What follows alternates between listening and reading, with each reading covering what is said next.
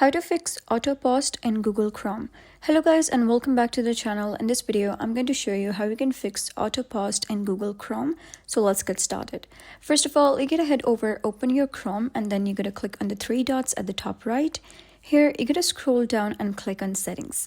Once you're here, you gotta go to the top bar where it's written search settings, and you gotta type in site. You gotta search for the option of cookies. If you're not able to find that over here, you can search for site data, and then you should see the option of third-party cookies. Click on it and you gotta make sure that this is turned on, allow third-party cookies, and then you gotta scroll down and you gotta search for the option of sites allowed to use third-party cookies. You gotta click on add, and here you gotta type in accounts.google.com. Once you do so, you gotta click on add, and after that, when you restart your Chrome, you'll be able to see that your issue was resolved. So that was basically how you can fix auto pause in Google Chrome. So if you found this guide helpful, give it a thumbs up and don't forget to subscribe for more helpful tutorials. I'll see you in the next video.